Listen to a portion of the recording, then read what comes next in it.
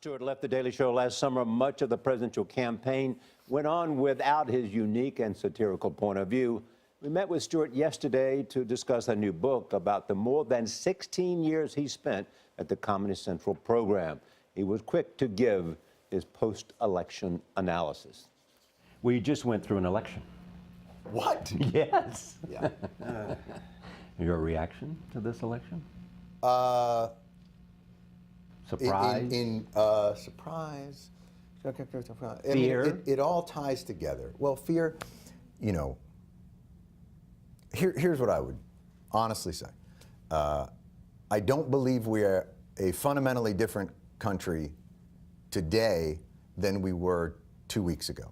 The same country, with all its grace and flaws and volatility and insecurity and strength and resilience, exists today as existed 2 weeks ago. The same country that elected Donald Trump, elected Barack Obama. I feel badly for the people for whom this election will mean more uncertainty and insecurity. But I also feel like this fight has never been easy. And the ultimate irony of this election is the cynical strategy of the Republicans, which is our position is government doesn't work. We're going to make sure that it doesn't. But they're not draining the swamp. McConnell and Ryan, those guys are the swamp. And what they decided to do was, I'm going to make sure government doesn't work, and then I'm going to use its lack of working as evidence of it. Donald Trump is a reaction, not just to Democrats, to Republicans. He's not a Republican. He's a repudiation of Republicans, but they will reap the benefit of his victory in all of their cynicism and all of their, I will guarantee you Republicans are going to come to Jesus now about the power of government. One of the things that I think struck me odd about this election, and maybe I just missed it, was nobody asked Donald Trump what makes America great. And that was the part that what are wants to make America great again. Yes. Nobody said to him, well, what is it that makes America great? Correct. What is it you want to do that we're not doing now? What are the metrics? Yeah. Because it seems like, from listening to him, the metrics are that it's a competition.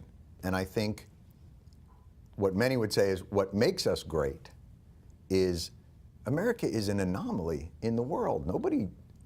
There are a lot of people, and I think his candidacy has animated that thought that a multi-ethnic democracy, a multicultural democracy, is impossible.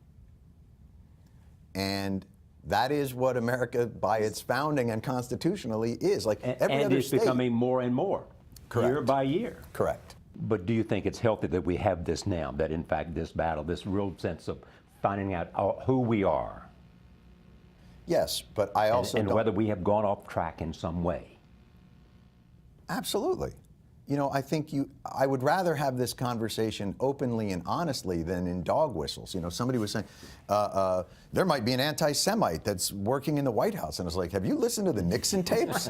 Like, forget about advising the president, the president. Like, have you read LBJ? Do you know our history? You know, this is, and we also have to caution ourselves to the complexity of that history. I thought Donald Trump disqualified himself at numerous points. But there is now this idea that anyone who voted for him has to be defined by the worst of his rhetoric. Like, there are guys in my neighborhood that I love, that I respect, that I think have incredible qualities, who are not afraid of Mexicans and not afraid of Muslims and not afraid of blacks. They're afraid of their insurance premiums. In the liberal community, you hate this idea of creating people as a monolith. Don't look at Muslims as a monolith. They are the individuals, and it would be ignorance. But everybody who voted for Trump is a monolith, is a racist. That hypocrisy is also real in our country. And so this is the fight that we wage against ourselves and each other, because America is not natural. Natural is tribal.